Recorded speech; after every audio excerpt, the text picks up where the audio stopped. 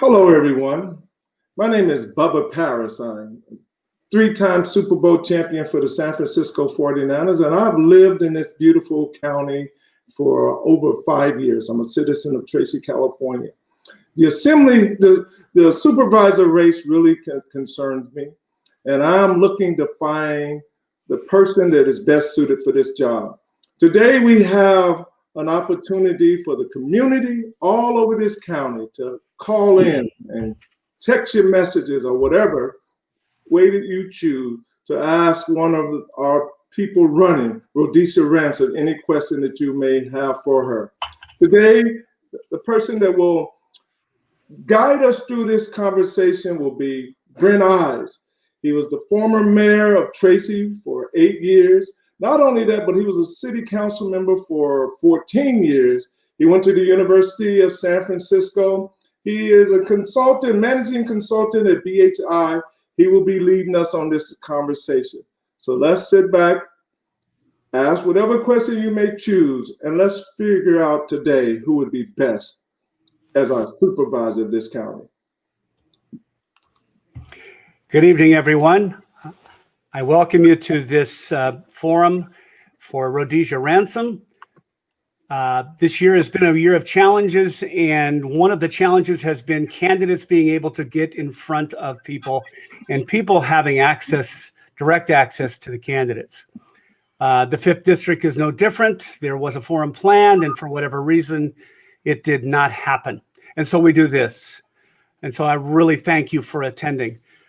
This will be an open forum, meaning that we will take questions from the chat area. Bub is going to organize those in the background and be ready when I ask for those one by one. We'll take 2 or 3 of those, and then I will ask 2 or 3, and it'll alternate between in that way for the evening. Much of this, of course, depends on timing. Rhodesia will be given about 3 or 4 minutes to answer each of those questions. With that, I'm going to begin, and I'm going to ask first, Rhodesia, would you please introduce yourself to those that are on the forum and tell us a little bit about you so that we can get started asking you some difficult and hard questions that the county needs answered.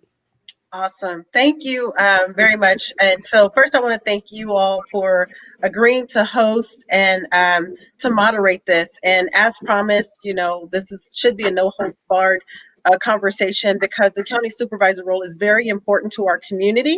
So for those who don't know me, I am Rhodesia Ransom. I have had the pleasure of living here in San Joaquin County for almost 20 years. It will be 20 years this year.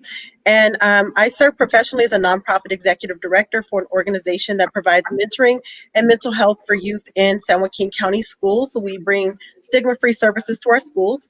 I also serve as a member of the Tracy City Council, where I have been really honored to serve our community and move forward some of the initiatives and programs and things that the community has been concerned about.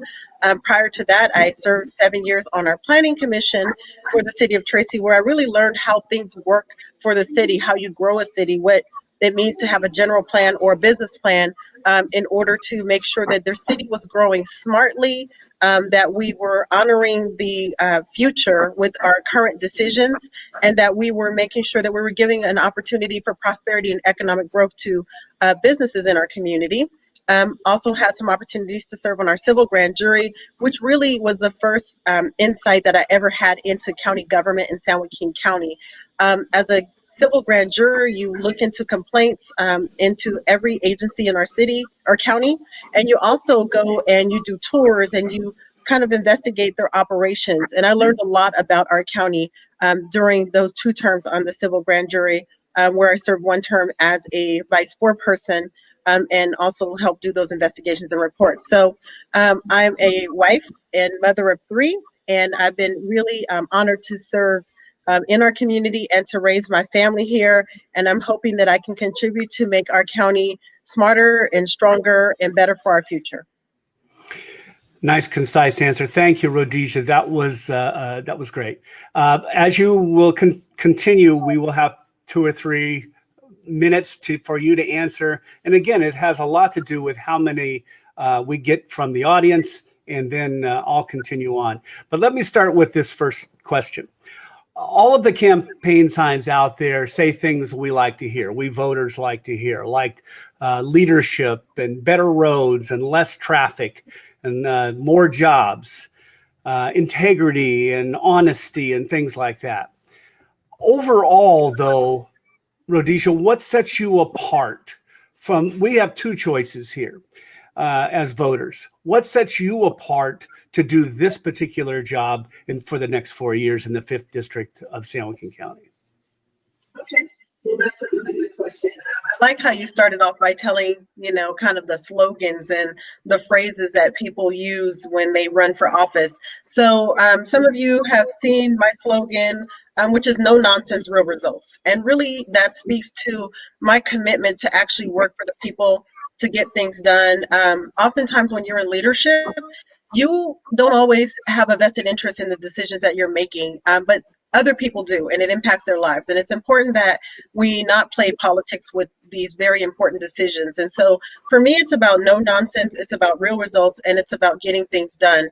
My background is in public administration. I've actually taught public policy and public finance at the graduate level. I will tell you, serving actually an elected office has tested every theory I've ever seen in public policy. And really, you got to look at unintended consequences for the decisions that you make. So having run organizations, created jobs here locally, being able to look at all of the different issues that impact our community, it's important that we have someone that knows how to get real results. And what I mean by that is, oftentimes things look one way, but you don't see the results. You hear all these promises from politicians and people who are elected, and I hate to even be referred to as a politician. You don't really get any results. So I'm really honored and proud of my record of actually getting things done, raising millions of dollars, making sure that we have actual results for our community. So that's what I'm running for, is to really bring it home for San Joaquin County, for South County in particular. Thank you very much. I'm going to interrupt for a second. And Bubba, you are getting some questions out there, I hope, ready. I'm going to ask one more and then go to you to see if we have any questions from the audience. But first, let me ask this one, Rhodesia. You have had experience with group decision-making at the city council level. And we see you if we go to the meetings or if we watch you on the local channel or other places perhaps where it's broadcast. What have you learned about working with a board? How will that work out at the Board of Supervisors for the benefit of the 5th District? There's a group decision-making process that's necessary to move things forward. Tell us what you've learned and how you're going to use that with the Board of Supervisors. That's an awesome question, because when you're in elected office, there's no one person who makes any decision. It's always about a group effort, and you don't always get things to go the way that you want it to go. But it's really important that you use your data, your skills, your ability to listen, be an active listener. Those are skills that I've learned over the years serving on so many boards and a lot of different organizations about how to work together. It's not enough to even be the smartest person in the room if you can't get along with the other people. And really it's about, my mind can be changed. I may come in, I prepare for every meeting, and I may go in thinking I'm going to do things one way. But if a colleague says the data says this, or here are some, consequences you didn't think about, then it's my job to work with the rest of the board. And sometimes you have people that may not be as easy to get along with. Your job is still to move forward for the best interest of the community. And so that's what I've always prided myself on. And as a representative of the community, if things are not going the way that they should go, then that's where accountability and transparency comes in. That's where sometimes you may need to go above and beyond what you normally would do on a board in order to bring in people who are going to make sure that things are done properly for the community. So I'm all about being an active listener, making sure that we're collaborating with the community, even if that means going out and working directly with the community. My mind can be changed. We just need to have facts and data and make sure that we are making the best decisions, so that in the end we have the consequences that we plan for, not something happen that we did not plan for. So I'm all about making sure that we're having live conversations, and there's been plenty of examples of my mind being changed that I didn't expect to do that. We've all seen the struggles that the council's has gone through over the last few years. Should that be normal, or is that the way that group decision-making processes work, and who do you know? Do you know the county supervisors well enough to know who you're going to be working with and how you're going to fit in to work with them? Or is that just the way it normally happens? I would like to say, I've watched leadership and role models for a very long time. I watched yourself, Mayor Ives, all the years that you served, and you don't have to agree with everyone. There are times where you may disagree. I've disagreed with people. I've served on the grand jury. I've served on the planning commission. We disagree and we go have lunch. I mean, that's just the way it is. You know, that's how families are. That's how business is. At the end of the day, sometimes we may have different opinions, but we're working for the best interest of the community. So currently, looking at who will be on the board, there's a board member there now that is running for state assembly. She may or may not be there. There's Supervisor Elliott, who is terming out, who I'm running to take that seat. And remaining there will be Mr. Nguyen. I've had great conversations with Mr. Nguyen.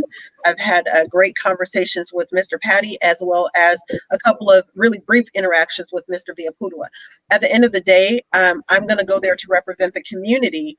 And I would hope that, you know, that everyone would want to work together, because that's our job. Your job is to hear the information, and they're going to be serving different districts. I would be representing South County. So there's going to be times where there's something that I need to make a decision on that will impact their community that has no relevance to Tracy or Mountain House or, you know, River Islands or Manteca. So you have to be willing to negotiate and give some give and take. That's what I do. And so if they are willing to do that for the best interest of the community, which I've watched the board and they've had some really good days, but they've also had some days that weren't so great, such as what you have witnessed in the Tracy City Council. So I'm hoping to go there and work to represent South County and be able to get some of the things that we deserve for this district. Thank you very much. I'm going to hand it over to Bubba for a question or two. So Bubba, you go ahead and take it from the floor. Stephen Covey, in his book, 7 Habits of a Highly Effective Person, says leadership has responsibility, meaning leadership has respondability. Everything that you go through in your life, both good, bad, and different, prepares you for the moment. That when it comes time to make decisions that you don't even know you have to make them about now, this thing's going to come up. What experiences in your life has prepared you for the moment when you will have to respond to things that you don't even know what it is? That's actually life, you know, responding to things that you don't know what it is. So my day job, I'm a nonprofit executive director, and we work with young people in mentoring and mental health. And so it's a day-to-day operation. You know, we have staff that we have to oversee, and you have a plan, but the plan doesn't always go the way you think it's going to go, and you just have to, you know, make a change. I think that COVID-19 has been the biggest example of what it means when things are not going as planned. And it has definitely revealed that we need leaders who know how to adjust. We need leaders who care about things. You have to be who you are. I really believe that, you know, in times of need or times of change, the real person always shows up. So just as an example, COVID-19 hit our community, and we thought we were going to be on lockdown for a couple of weeks. And we're still on lockdown since March, right? So some of the things that we've had to do is really look at what can we do to make sure that our community is safe. I tried to work with our local hospital and local medical providers, and they were not able to provide a COVID testing site. So I used my network to go ahead and bring a COVID testing site to our community. That was not something that I had planned. It's not something they normally do, but you really have to be able to think outside of the box. And that's really my job as an executive director, you're constantly having to think outside of the box to mitigate issues. And that's what leadership is about. It's about being able to work with others to solve some of those issues. And if things go normal, then you're not doing your job. You never get what you expect. Now, in this political season, there's a lot of people who have drawn their lines. The society is as divided as I've ever seen it. There's us against them. If you become our next supervisor, what will you do to try and unite this county when all of these things are happening to divide them? What will you do to unite this county? People who like you, who don't like you, how will you serve all of us? Thank you for another great question. So that's one of the things that I really appreciate about the broad level of support that I have. There's actually a debate that I'm just going to let that debate go on online on one of my paid ads. People are going, is she a Democrat or is she a Republican? I heard she was a Republican. Well, I heard she was a Democrat. I'm just going to let them keep having that discussion, because at the end of the day, it's about the issues that are going to be able to bring us together. Divisive issues such as homelessness is one where some people think it should be handled one way, other people think it should be handled another way. But if you listen very closely, everybody wants a solution for homelessness. So I like to focus on what we can agree on and work from what we can agree on.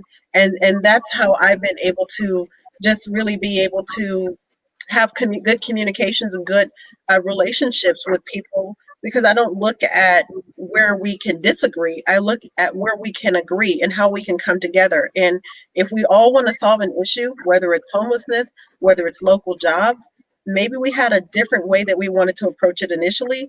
But first, we're going to start by agreeing on what is the thing that we want. So that's my answer, and I'm sticking to it.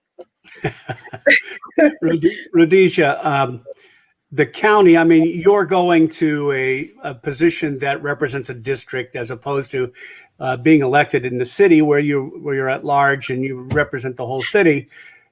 There's that hat change between I represent the 5th district, but I'm going to a place where we're making decisions on a broad number of communities and in county areas. Tell us what you think the 3 or 4 biggest broad county issues are right now. Great question. Again, you're good. So there's a lot of similarities. So yes, these communities are very different. So you have overall in the county, in the state of California, homelessness is a growing issue. The only cities that are really not concerned about it, well, Mountain House, which is not incorporated yet, they don't have that issue. I believe Lathrop said they had 7 homeless people, but the rest of the county is desperately looking for what we're going to do to solve those issues. Being that we are a place that many people from the Bay Area have migrated to, and not only just the Bay Area, the South Bay, we just looking at the city of Tracy as an example, 20 years ago, there were less than 60,000 people here. Now here we are, 100,000 people. So we're going to continue to experience growth, and there's a huge need for us to have local jobs. So local jobs is an issue that is a broad issue. Traffic and transportation, those are broad issues, because as we continue to grow, we're going to need to have more access to transportation that connects us to jobs, and also transportation to connect other people to us so that we can be more attractive to new jobs. So those are some of the broad issues that resonate across our county. One of the things that came up today is in a hunger meeting that 62% of children in this county schools are on free lunch, which means that they make less than 39,000 for a family of 5. If this is the truth about this county, what kind of ideas do you have to lift up the economic situation of the citizens of this county? That is absolutely the truth of this county. I work with those statistics every day in my day work as a nonprofit director.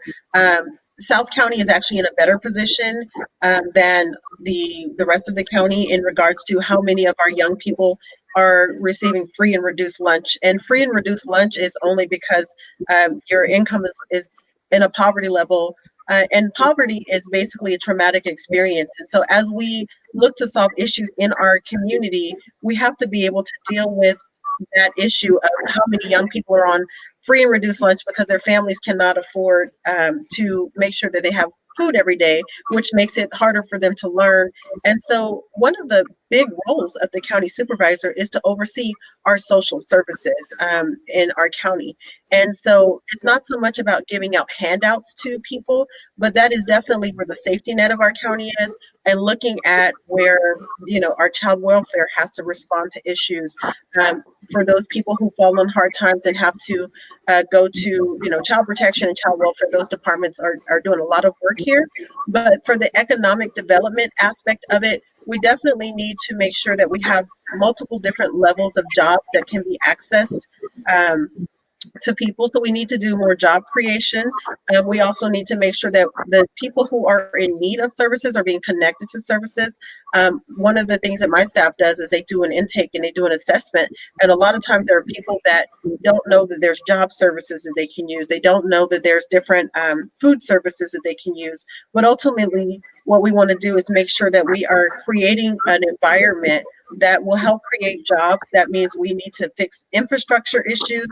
We need to have workforce affordable housing so that people like my kids, I have 3 kids in college, and when they graduate, the reality is they're not going to be able to, at this point, with their first job, come and live here. So we're losing an opportunity to create, you know, the next generation of educated workforce. So there's a lot to be done. There was a lot in your question. You asked about how we're going to create an economic environment. That's one thing, but how we're going to deal with poverty and all of those different families that are in need is a completely other thing. And we need to make sure that we are addressing those adverse childhood experiences, such as poverty, such as young people who are witnessing violence in their community.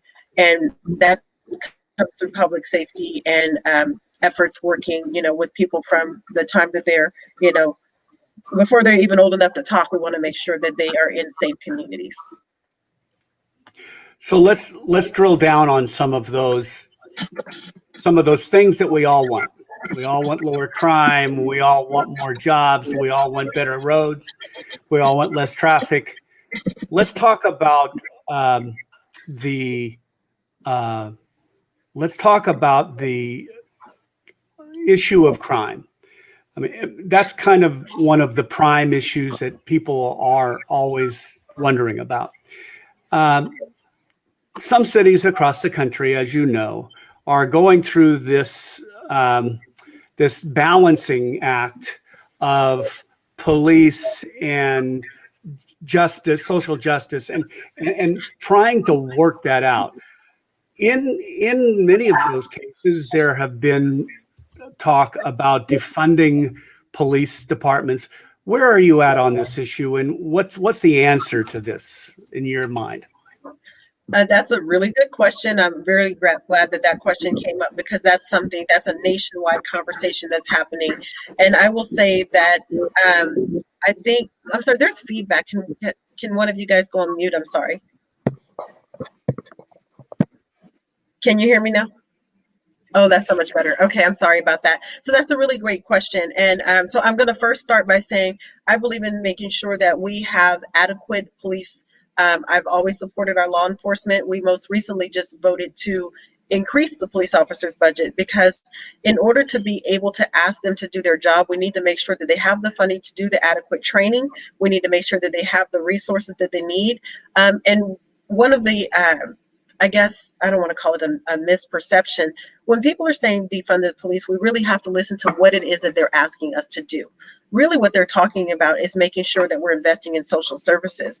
And having worked with law enforcement, our law enforcement is telling us we need help. We don't need to be out here arresting homeless people. And so we need to make sure that our law enforcement is supported with the services that can actually address homelessness, mental illness, and substance use. So they're not even forced to go out and use treat those behaviors as criminal behaviors. But that is a totally separate thing than the police department budget. I think it's important that communities have a budget that will make sure that social services are met and that we have adequate processes and procedures that will make sure that law enforcement is dealing with things of criminal nature, and that when there's life, property, health in danger, that's when we're going to be using our law enforcement. And we can still simultaneously make sure that we're addressing issues of homelessness and substance use and mental illness and some of the things that people are crying out right now and asking for help to support in our community. So I am definitely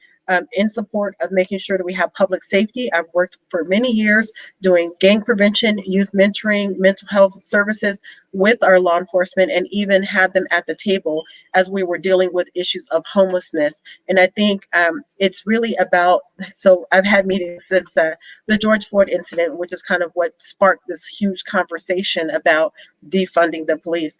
I was able to get together with our local law enforcement, and you'll notice that I have a lot of their support. In fact, I have all of the law enforcement support, because we had this conversation. It's us against racism. It's us against social injustice. It's not mutually exclusive to support law enforcement and to support justice. And I think once we get people to understand that, then together we can always work against police brutality. Is a bad thing. Good police will agree with you on that. That has nothing to do with the police budget. It has everything to do with a person's behavior. And so it's important that we make sure that we are funding the things that our community needs so that we can have a safe community. Very good.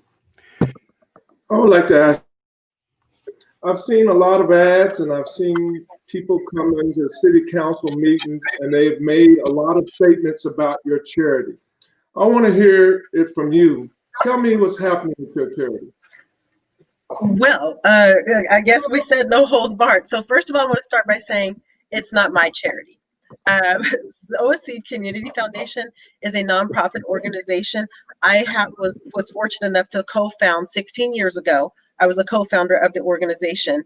Back in 2000 and I want to say 9, maybe 10, I stepped in as an interim executive director and ended up being the permanent executive director. I'm an employee of the organization. And I think anytime you are looking for someone to serve, you want to look and see what is it that they do for the community. And that was something that we started with the help of Tracy Unified School District with Dr. Franco.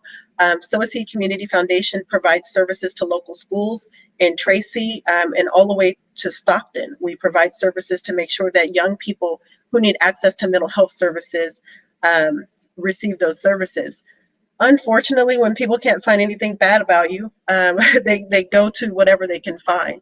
So the organization gets funding. I'm an employee. Everything, I'm very transparent.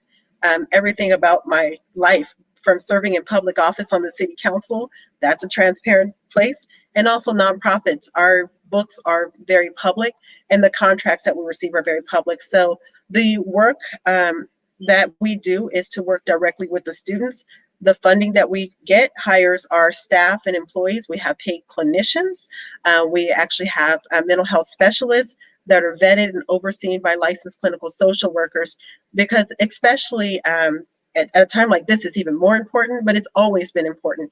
It's a huge need to make sure that kids have access to mental health. Our organization also was the first organization to bring the Department of Justice here to put gang prevention programs in our local schools. And so I'm really proud of the work that our staff and it has done, and I'm proud to oversee the organization and the work that we do.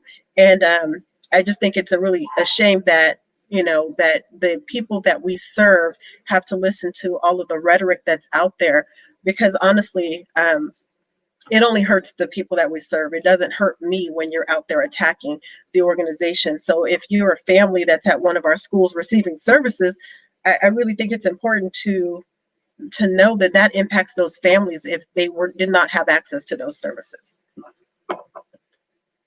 And I don't know if that's if you want to know more, but I'm trying to keep it clean without. No, you're staying right within the strict timelines. It's very, very well put. And also, slow down, take a drink of water. Now you've done this for a half an hour and you're doing great.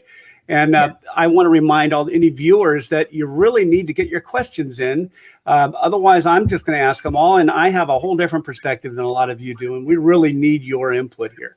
And you'll get to be able to find out what Rhodesia thinks about a lot of the important things that you have in mind. Hopefully, these are some of them. I'm going to continue now with another issue. You talked a little bit about transparency in your last answer. What have you done in terms of government accountability? A city council needs to be there. It does its work in public, but you've done some work on some other things as well. I know you've been insistent on some issues regarding transparency. Can you talk a little bit about that? Absolutely. So government accountability, government transparency, they're two different things. Transparency is only as good as the person who's in charge of making sure that it actually happens, right? And so when it comes to government accountability, it really goes back to the first question, or one of the first questions you asked about, how do you get along and work well with other people?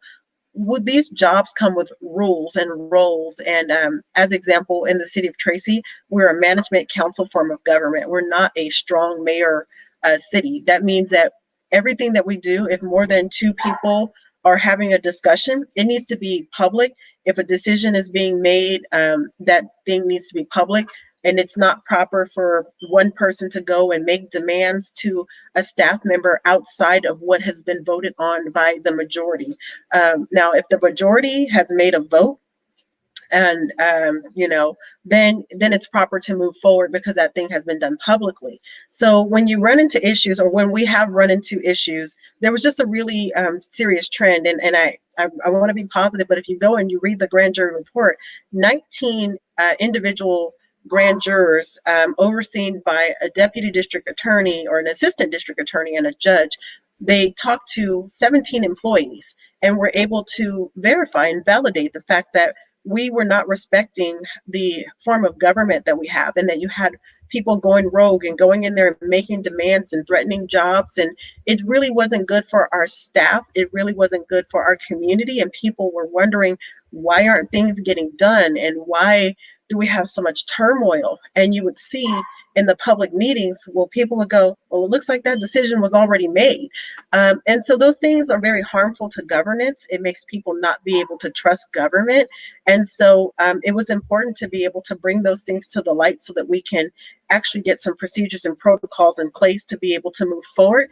And so we were able to come out in a more healthy place after dealing with kind of, the issues and the infection of government. And now we actually have a code of conduct, ethics policy, able to move forward. It was really rocky there when you had people who said, that I'm an elected person and I can just do what I want to do, because that's not what being an elected person is about. It's a public trust, and we're here to serve. We're not here to be in power. And so for me, it was really about making sure that we address the issues of operating within the confines of what we're supposed to be doing. Let me hit on another issue here. Traffic. Look, as long as I've been involved, and now you all know how long I've been involved in this city, growing up here and serving on the council for 100 years, it seems like, and being the mayor for 8, traffic has always been an issue. It just depends on how big the freeway is, but it's still an issue whether you add lanes or not. What do you think we can really do about traffic? And how, include in your answer your position on the proposed light rail Valley Link system? Okay, so this traffic situation, we did not get here overnight. We're not going to get out of this overnight. And we're continuing to build thousands of houses, not just in South County, but throughout San Joaquin County. And all of the traffic that we see coming through South County is not just residents of South County. Those are people that are coming from other places within our county. So even if we put a moratorium on South County building, we're still going to deal with the impacts of traffic. So the best solution to dealing with the traffic is being able to create an environment that attracts local jobs. Part of that, this is going to be a long answer because things are very much intersected. But part of that is making sure that we have a workforce that is educated, like the employers are looking for. That we are making sure that we have the conduit for high speed internet access before we even talk about rail. We need to make sure that we're dealing with our infrastructure and getting the county to play nice with the cities and making sure that the cities are not left with the burden of all the infrastructure while the county takes the majority of the tax dollars. So those are just some of the ways that we need to start combating traffic is through local job attraction. I'm on the San Joaquin Partnership. I've been in a lot of discussions. In fact, this morning we had our San Joaquin Partnership meeting, and our goal, our mission is to be able to, we go out, we have an executive director who goes out and meets with companies, but we're trying to create an environment and we're asking them, what do we need to do to bring you here? And we, one, need to fix the things I've already talked about, but transportation is a huge part of it. I'm absolutely in support of the Valley Link train and also making sure that we increase the ACE train services because the ACE train travels to the South Bay. The Valley Link train proposal, they're doing good. I think they're a third of the way in their financing, but it's going to take our county to work with Alameda County across the region to be able to make sure that that train actually comes to fruition. So it's definitely something that the entire community needs to support. And we also need to understand that that train it's not going to happen overnight. With the train being built, jobs are still going to be necessary. And there'll be more opportunity if we have a train to be able to attract more jobs because jobs are actually looking for transit, not just the Valley Link, but also the ACE train and even bus transportation. They want to make sure that their employees have access to the amenities of the community and that can actually have the same quality of life and quality of enjoyment that they have in the communities they're currently at. So I definitely support the train. I support the ACE rail. I support making sure that we improve our transportation system. In fact, there was a really good article today about like building a whole nationwide train system. In other communities, there are people who take trains from one state to another in order to go to work. And so we really have to work on being able to improve our transportation connectivity. Very good. Baba, do you have any more from the floor over there?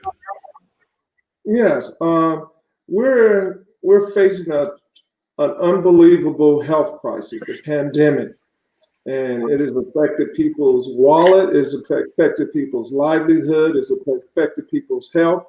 At the county supervisor level, what would you want to see your organization do in order to improve the quality of lives of people in this county? So the county has a huge responsibility for COVID-19. I actually think there's so many people who had no idea what a county supervisor was until COVID-19 happened, and they realized that the health director for our county is actually under the supervision or under the leadership of the county board of supervisors. So being able to do things like our general hospital was looking for PPE to make sure that the nurses and the doctors were safe there. As hospital capacity was overrun, they were scrambling, literally putting up sheets to separate the workers, the employees from patients. And I'm talking about employees who were not doctors and nurses. So how we respond in a pandemic is going to be really important for us to have great leadership because a lot of people are suffering. So right now there's a CARES Act allocation that was already done, and now there's additional funding that's going to come down. It's going to be important that we are making space for those small businesses to be able to thrive and survive and actually be able to access low dollar funding throughout this. There's a feedback that's really making it hard for me. I hear myself talking. Thank you. So we have $2 million that was just allocated in our county to PPE so that our county is not in the same position in the future as it was in the past. So we really have to learn from the mistakes. COVID really caught us unprepared.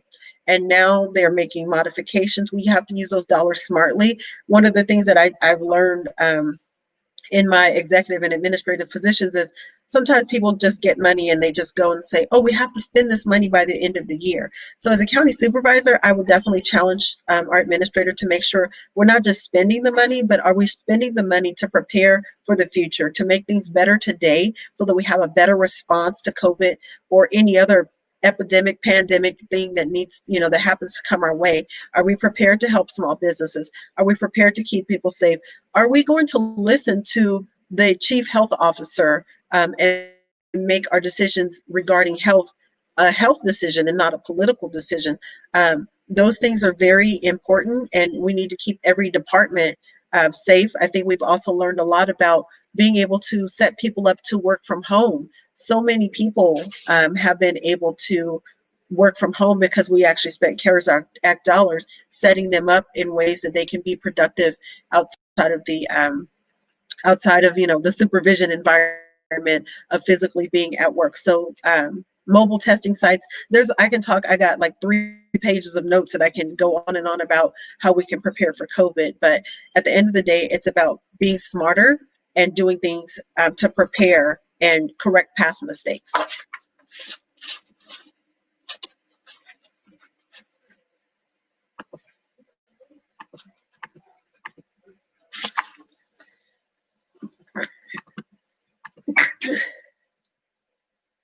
I think you're on mute, Brent. I'm unmuted. I think I'm unmuted now. Let me just follow that up with one more little clarity issue with regard to the county's response to COVID. Some counties, Rhodesia, have threatened to go rogue with the state. And, everybody's trying to listen to everyone else here, but a lot of it rests with the county's decision on what to open and how. Tell me what you're thinking regarding your interaction with the state. It's one thing to interact with the cities. It's another thing to interact up with the state. Do you feel like there's a good relationship there, or that you would work with them, or is there a point at which you say, no, we've got to go our own way? Well, that's a really good question. And that actually came up as a city council where people were saying, make us a sanctuary city from COVID. I will say, unfortunately, that even when we disagree with our state, sometimes they have us in a situation where, and the federal government as well, they have you in a situation where you're kind of stuck. So any city or county who did not comply with health orders ran the risk of not being able to get funding. And our counties and our cities have lost millions and millions of dollars in order to respond to the COVID crisis that we experience here. So while this is one of those things I talked about earlier, while Rhodesia Ransom may want to do something one way, I have to ask myself, am I causing more harm to the community by making this decision, or am I going to be able to just collaborate and figure out what we need to do to get out of this situation? So with the decision where some counties were saying we're going to open up, they were quickly getting notices that we're not going to fund we're not going to give you CARES Act funding because you're putting the community at a greater risk. And so it's one of those things where you have to look at, sure, maybe in our city, because certain parts of the county had less numbers of COVID. And so naturally people were going, well, we don't have as many cases as this city or that city, so we need to go ahead and open up and do our thing. Well, unfortunately, there's always, more to the story than what people can see. And so that's really what it's about. It's about educating ourselves and then also working with the state. So I'm a person, I have relationships at the state. I was literally making phone calls and saying, okay, why are the hairstylists closed? I mean, if they have the different protocols, we had restaurants open, but hairstylists were closed and different things like that. So you do need to question the state when things just don't make sense. And the data is not there to support it. There are some things that they had data to support. There's other things that I think that we as electeds could have come together to challenge. And I'm up for the challenge as well as making sure that I'm doing the right thing for our entire community. I don't know. I hope that answers your question. I don't know if it does or not. Well, I think it does. I think it's a balancing act, as you point out, and I don't doubt that a bit. Um, let's talk a little bit about some of the emerging communities in Fifth District: Mountain House, River Island. There's an edge of Manteca that you would a swath of Manteca that you would represent. What do you think are issues that though? Is it a lot different than issues in Tracy, or do you think that they have their own separate set that you can help with?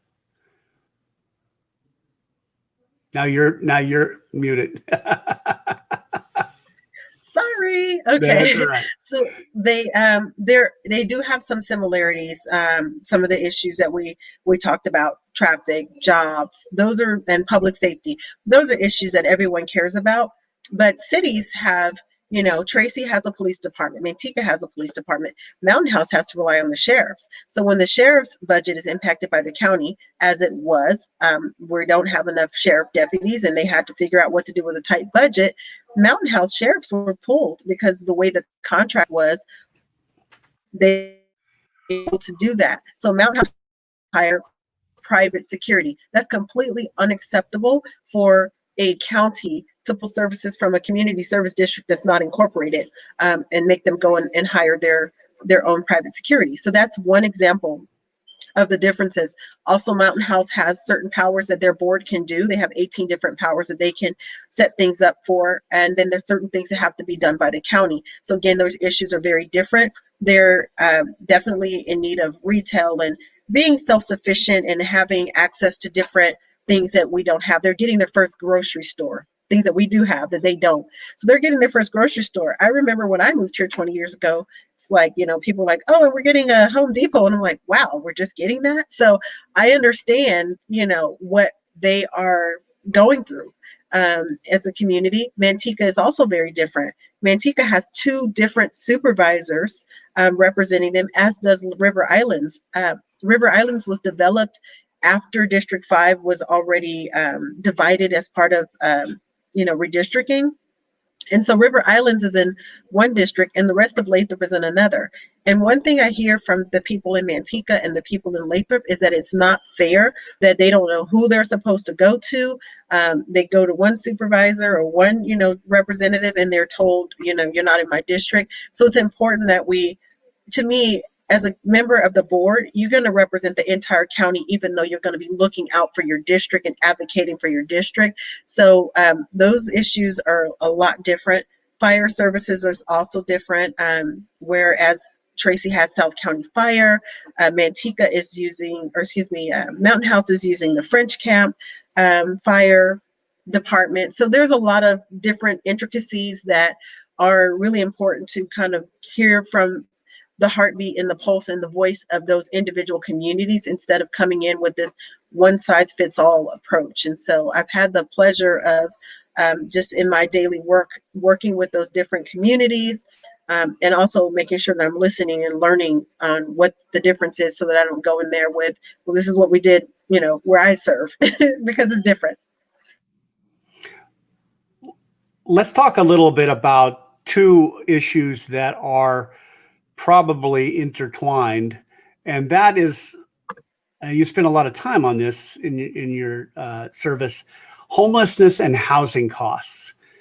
Tell us your thoughts about what are some real practical things that, you're right. All these things are things we all want to solve, but what are the real steps that are going to be taken to get this done, and how are you going to integrate with that?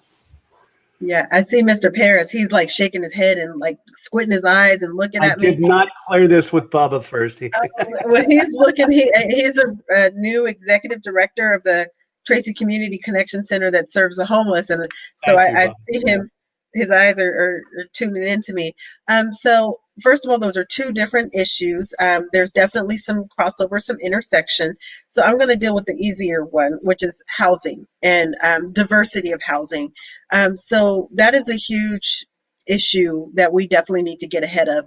Unfortunately, we have a lot of not in my backyard mentality. I served on the Planning Commission, as I mentioned before, for 7 years, and even trying to build an apartment building so that people can access, apartments. You think about growing families when, we came here.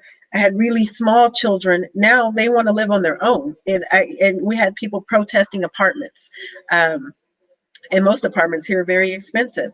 We also have the regional housing needs assessment, which is a mandated part of every time we do this plan. Every year we have to look and say, do we have, or it's every 2 years actually, do we have, availability or room to have housing for low, median, moderate?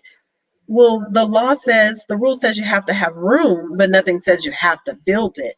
And so that's just really a frustrating part of governance is, having, yes, we have the availability, we meet the requirements, but where is the political will? Where is the community will to actually go ahead and build those things? So some of the things that I'm really proud of is really pushing, developers to think outside the box. We just voted 2 days ago here in Tracy to be able to allow duet homes. And that's something that creates diversity in housing. It gives them an opportunity to lower the housing costs. And, it's so imperative. People don't think about when they're saying no to housing, that they're actually saying no to keeping our seniors here in our community. You're saying no to bringing back our educated young people. It's important that we really look at the impacts of our decisions and our positions. So that's one thing. But when it comes to homelessness, there's a plethora of reasons that people are homeless. We have homeless veterans. We have people who have become disabled. We have people with mental illness and substance issues that are homeless. We have people that are from different vulnerable populations. We have different levels of homeless. I've met some homeless people who are actually employed and their families are sleeping in cars and vans. So we first need to make sure. I wrote a proposal few years back. It was called Project Best. It was making sure that we had a balanced approach, making sure that we're not trying to use a one size fits all, that we had access to mental illness treatment, substance use treatment, connecting people to services, something for veterans, not just making everyone, do the same thing. Evidence-based practices were really important, looking to see what worked in other communities. So there's a program in Santa Ana that I really loved because one of the arguments we have here locally is people say, if you build it, they will come. But in Santa Ana, they have a program that's only for local people. So using those evidence-based practices, keeping safety first, that was the S in best, keeping safety first, because our families need to be able to access parks. They need to feel safe. We need to get people, into services. They need to be safe.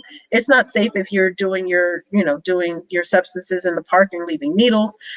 So safety needed to be first, and then also timely responses. The community is tired. They're tired of us taking our time responding to homelessness. And so it really takes a collaboration of political will. It's not a city issue, it's a county-wide issue. And it requires that we work together with the county, with state and federal programs, and that we bring in some things, not just one thing, some things that will give us an opportunity to navigate people to the correct services, that we support organizations. I had the pleasure of being the co-founder of the Tracy Community Homelessness Task Force. We brought all of those service providers together. We helped them write grants. Tracy Community Connection Center, they were able to be a leader in that effort. They got a shower trailer. They now are the closest thing we have to a navigation center, getting people connected. They just opened a transitional home. So we need to create more opportunities like that to actually get people out of these situations. And there's some people who cannot be helped, and we need to recognize that. And when people can't be helped, it's not, I hear people go, well, they want to be homeless. That's not a normal thing. So that's a mental illness. There's an issue there. So we really need to look at whether conservatorships or, some sort of mandated things are necessary. The same way you wouldn't leave a child in an abusive situation, we don't want to leave those people who are suffering with mental illness in their situation either. So that's the quickest answer I can give you. You have been able to, and Rhodesia, I think this is going to be the last question before you actually are going to close. You have been able to gather the endorsement of a number of your colleagues on the council, and Mike Maciel, former mayor, and myself, former mayor. What does that tell you in terms of what you can take to the Board of Supervisors in terms of representing this 5th district with initiatives that you're excited about, things that you know you're going to take and propose and put before them? It might be homelessness, it might be something we've already described, but what is really your kind of first few meetings kind of initiative that you're going to bring to them with all this backing? Awesome. Well, yes, that is, I'm honored to have the support of the colleagues, of my city council colleagues, that are currently working with me. That means they can tell you firsthand what it's like to work with me. Many of them have cited how hardworking I am. People think that, a council member, you come to meetings every other Tuesday and that's it. Well, you could do it that way, but it's not, that's just really not the way that it works. Meetings have to happen. We all serve on different committees, and I'm committed to this job. One of the things I didn't talk about, in the beginning, is that I grew up in San Francisco. My grandmother was a missionary, and that's how I learned to serve. And it's all about service and connecting with people and working with people.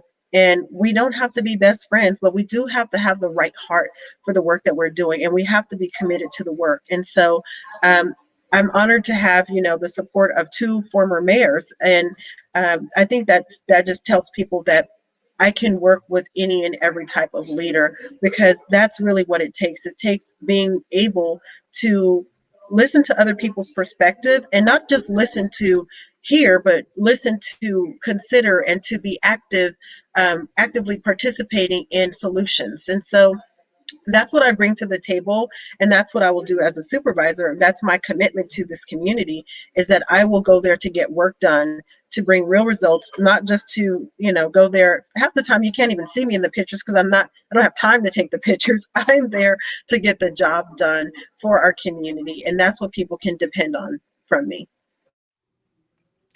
So you have 3 minutes to do a closing statement, and then I will sign off and give it to Bubba, and he'll close it out. Well, 3 minutes is a long time. Well, you would do it in a couple of minutes. No. So first of all, I thank everyone for really taking an opportunity to learn more about why I'm interested in serving as county supervisor. The work that I do in my daily life really connects me to families who really depend on the services that are at the Board of Supervisors. The role is a very important role. It has, the administrative portion, it has a quasi-judicial, and it's a place where you not only make decisions, but you have to implement your own decisions. I hope that over the years that the community has seen my work and my passion for service, my passion for being solution oriented, and just honestly for getting things done. I've never met a problem that I didn't want to find a solution to, and I've been willing and able to invest my time and my resources in helping not just the city council, but different organizations throughout our community get connected to resources, get connected to services that actually improve the daily lives of our community. It's important now more than ever that we change the direction of this county, and that we are starting to build jobs at the same rate that we are building houses, or at least making sure that we have a plan to do that, and that we keep that at the forefront, and that we're mindful of what it means to build an educated workforce, what it means to attract local jobs, and what it means to represent our district. So that is something that I am very well prepared for. I take this job very seriously, and I'm committed to making sure that I represent this county and this district with my heart and soul, and that when things are needed, that I'm there to answer the call for South County and make sure that we have the representation that we need. And that is my commitment, to do get no nonsense, real results, and that together we are going to be able to move this county forward and make sure that we have the representation in Tracy, Mountain House, Manteca, River Islands, and all of San Joaquin County. Well, thank you, Rhodesia, and thank you all for allowing me to do what moderation I could here tonight. And it's all been very well done, and I appreciate Bubba and Rhodesia here for succinct answers and answering some tough questions too. So with that, good night, thank you, and Bubba, you can go ahead and sign us off. But can I say one thing? I'm sorry, Yeah. I forgot. Thank you. I want to thank both of you because I know when he's done, we're signing off. I also want to tell people, please go in and check out my record. I'd be very honored and proud to earn your vote and represent you. So take additional time when this is over and go check it out. And I also want to thank the two of you for being gracious enough to host and moderate this evening. And with that, Well, San Joaquin County, you've heard it. Rhodesia Ransom, she's answered every question that we've had today.